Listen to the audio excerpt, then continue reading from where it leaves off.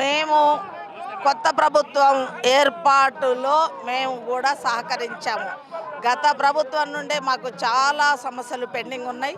అంతకుముందు కూడా మాకు మెడికల్ బిల్స్ పెండింగ్ ఉండటం, డిఎల్ పెండింగ్ ఉండటం ఉన్నప్పటికీ కూడా ఈ గవర్నమెంట్కి మేము బేషరతుగా మేము పెన్షనర్ల సంఘాల నుండి కూడా మద్దతు తెలిపాము. అయితే కొంచెం ఆర్థికంగా ఇబ్బంది ఉంది అని చెప్పారు కాబట్టి 1 సంవత్సరంన్నర ఆగాము. మా పెన్షన్స్ ఈరోజు హెల్త్ కార్డు లేక ఒక్కొక్కరికి 25 లక్షలు 10 లక్షలు ట్రీట్మెంట్ అవుతుంటే కూడా వాళ్ళకి పాప 2 లక్షల కంటే ఎక్కువ రాని పరిస్థితిలో ఎంతమందిలో ప్రాణాలు కోల్పోయే పరిస్థితి ఉంది.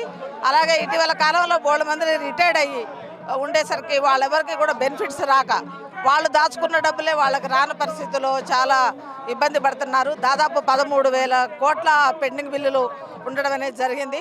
ప్రభుత్వం టీజేఏసీగా అందులో మేము పెన్షన్ సంఘం కూడా భాగస్వాములమే.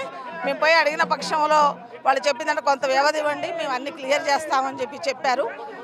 చివరికి ఒక 700 కోట్లు రిలీజ్ చేస్తామని చెప్పి చివరికి 700 కోట్లు కూడా రిలీజ్ చేయలేని పరిస్థితి 2-3 నెలల నుంచి కూడా చూస్తూ వస్తున్నాము. దయచేసి మేము ముఖ్యమంత్రి గారికి మా విన్నపం, ఏవైతే పెండింగ్ బిల్స్ ఉన్నాయో అవన్నీ కూడా మాకు రిలీజ్ చేయాలి. హెల్త్ కార్డ్స్ లేక అలాగే ఉన్న వెల్నెస్ సెంటర్స్ కూడా ఇల్నెస్ సెంటర్లుగా మారి మందులు దొరకని పరిస్థితి, డాక్టర్స్ లేని పరిస్థితి. అలాగే మాకు జిల్లాకు వెల్నెస్ సెంటర్ పెట్టి మా ఆరోగ్యాన్ని చూడాల్సిన బాధ్యతగా మా అందరి పెద్దవాళ్ళం ఈరోజు ఇంతమంది 1000 మంది మేము రోడ్డు ఎక్కాము అంటే దానికి కారణం ఏంటంటే హెల్త్ కార్డ్స్ మెయిన్, ఈక్యూబేర్ పెండింగ్ బిల్స్ మాకు ముఖ్యం. అలాగే ఆర్టీసీలో మహిళలకు ఎలాగూ ఉచితం ఇచ్చారు, అలాగే పురుషులకు కూడా పెన్షనర్స్ ఎవరైతే ఉన్నారో వాళ్ళందరికీ కూడా చాలామందికి వాహనాలు ఉన్నాయి, ఏ కొద్ది మందికో బెనిఫిట్ అవుతుంది కాబట్టి వారు కూడా ఆర్టీసీలో కూడా రాయితీ కనిపించాలని. అలాగే 398 అని చెప్పేసి చాలా సంవత్సరాలు అప్పుడు 398 రూపాయలకే వారు ఉద్యోగం చేయడం జరిగింది. వాళ్ళు 4-5 సంవత్సరాలు వెట్టి చాకిరీ చేశారు.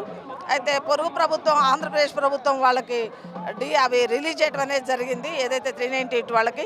అదే పద్ధతిలో ఇక్కడ కూడా మాకు వాళ్ళకి ఇన్సెంటివ్స్ రిలీజ్ చేయాలని, ఇంక్రిమెంట్ రిలీజ్ చేయాలని చెప్పేసి కూడా కోరుకుంటున్నాము.